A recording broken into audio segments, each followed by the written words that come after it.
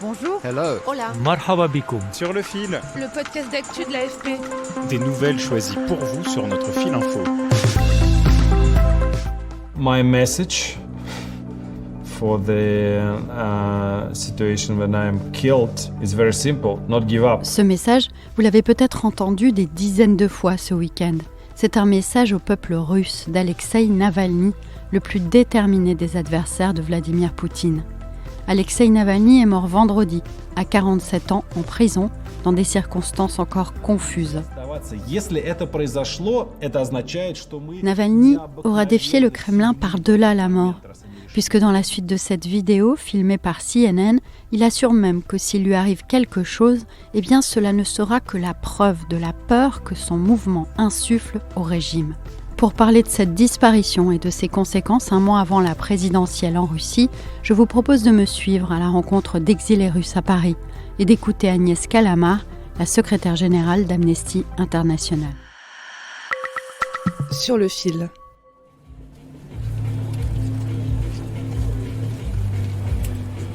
Samedi soir, sur l'esplanade des droits de l'homme du Trocadéro à Paris, il régnait une étrange atmosphère.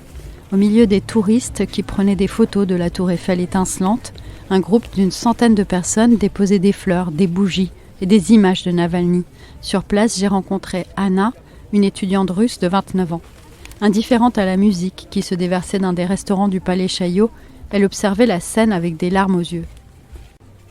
I feel devastated and I feel very sad, but sad, this word is not enough to describe the feelings. Je suis dévastée, je me sens très triste. Enfin, ce mot n'est pas suffisant pour décrire ce que je sens. C'est une immense perte pour nous tous, pour notre peuple. It's extremely awful what's happening to people who try to fight. C'est terrible ce qui arrive aux gens qui luttent pour notre pays, qui décident de rester et tenter de changer des choses. J'ai l'impression d'avoir perdu quelqu'un qui a beaucoup fait pour moi, même sans me connaître.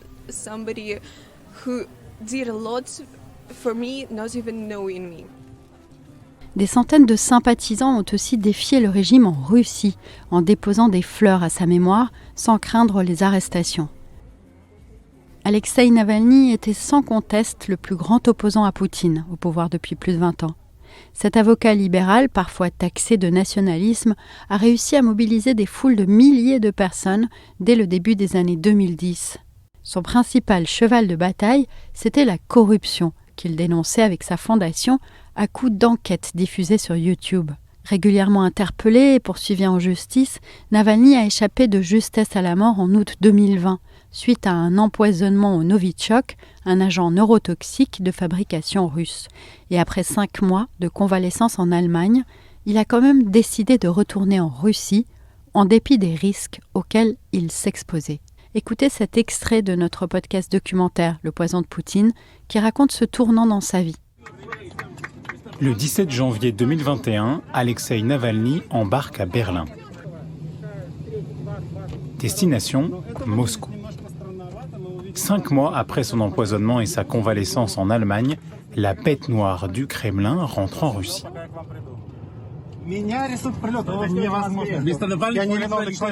M'arrêter à l'atterrissage? Impossible. Je suis un Russe en droit de rentrer chez lui. Tout se passera bien. Aujourd'hui, je suis très heureux. Alexeï Navalny a été arrêté à sa descente d'avion et n'a plus jamais retrouvé la liberté.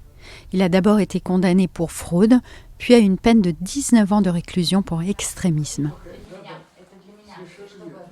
À Paris, au lendemain de sa mort, j'ai aussi rendu visite à Lev Ponomarev, un dissident historique.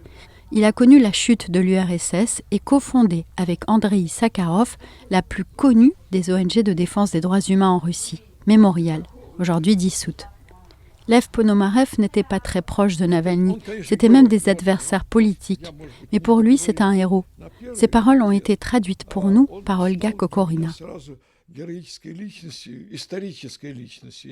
Pour moi, ce geste-là de retour en Russie, en connaissance des causes, c'est un geste historique qui va rentrer dans les manuels. Plusieurs générations des enfants ensuite vont étudier comme un héros et comme un personnage historique important. Dès son retour, ses conditions d'incarcération ont été très éprouvantes, selon Agnès Callamard, la secrétaire générale d'Amnesty International. Il a eu des périodes où il ne voyait absolument personne, il a énormément maigri, il n'avait pas accès à ses médicaments, il n'avait pas accès à sa famille, il s'est plaint à plusieurs reprises d'avoir subi des sévices qui constituent de la torture. Voilà, c'est 37 mois d'horreur. Et il a résisté, mais c'était 37 mois qui cherchaient à le briser et à le tuer. Selon les autorités, il a perdu connaissance et tout a été fait pour le réanimer. Mais pour Agnès Callamard, comme pour beaucoup de dirigeants occidentaux, les autorités russes sont responsables de sa mort. Il était sous le contrôle total de l'État et des autorités des prisons. C'est elle qui était responsable de sa vie. Agnès Callamard, qui a enquêté pour l'ONU sur l'empoisonnement de Navalny en 2020, craint que sa mort ne soit pas accidentelle, d'autant que les autorités n'ont pour l'instant pas rendu son corps à la famille. Nous demandons absolument qu'il y ait une autopsie indépendante et donc pour que cela ait lieu, il faut que la famille récupère le corps. Si Alexei a été empoisonné, comme il est fort possible qu'il ait été, vu les conditions très soudaines de sa mort, il va falloir trouver les docteurs les plus experts pour examiner le corps. Les autorités le gardent, le cachent et on ne sait pas trop ce qu'elles sont en train de faire, probablement pour camoufler ce qui a pu se passer. Des accusations de ce genre ont bien sûr été jugées inacceptables par le Kremlin. Mais la politologue russe Ekaterina Shulman va aussi dans son sens, d'autant que cette mort, elle intervient à 1 mois de la présidentielle prévue du 15 au 17 mars. Avoir à l'intérieur du pays la voix d'une personne dotée d'une autorité morale incontestable pour beaucoup de gens, qui peut dire « rendez-vous dans les bureaux de vote à midi et votez contre, votez pour qui vous voulez, mais pas pour le candidat principal », a apparemment été considéré comme trop dangereux. Navalny avait d'ailleurs appelé les Russes à manifester à cette occasion. Alors quelle suite pour le mouvement d'opposition en Russie ? Malgré la répression sans relâche des dissidents ces dernières années, la résistance n'a pas complètement disparu. Selon l'ONG OVD Info, elle prend la forme de newsletters clandestines, de distribution de tracts, de tentatives d'incendie ou encore d'actes de sabotage. Mais Agnès Callamard n'est pas très optimiste. La désinformation est tellement totale, le nettoyage de l'opinion publique, de cerveau, je dirais, est tellement puissante. Il n'y a plus de médias indépendants, il n'y a plus d'informations indépendantes. Donc comment peut-on imaginer que le public soit à même d'avoir une opinion critique ? Ça sera qu'une infime minorité. L'opposant Lev Ponomarev, que vous avez entendu tout à l'heure, préfère croire que la mort de Navalny galvanisera les opposants à Poutine et rappelle que des milliers de Russes se sont déjà opposés à la guerre en Ukraine ces derniers mois et ont soutenu ouvertement des candidats indépendants. Samedi soir, au Trocadéro, il y avait des Russes, mais aussi des Polonais, des Ukrainiens et même des Biélorusses. Et comme Olga Prokopieva, porte-parole de l'association Russie Liberté à Paris, tous m'ont dit que le chemin d'une victoire contre le régime de Poutine en interne passait par une victoire en Ukraine. Il ne faut surtout pas abandonner l'Ukraine, aider l'Ukraine à vaincre ce régime, parce que c'est si on vainc le régime poutinien sur le champ de bataille, dans la guerre en Ukraine, qu'on pourra le vaincre tout court. Sur le fil revient demain, mais restez avec moi encore quelques secondes.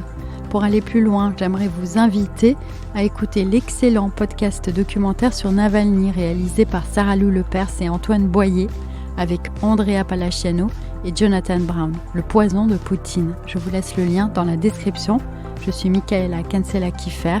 Je vous remercie pour votre écoute et je vous dis à très vite.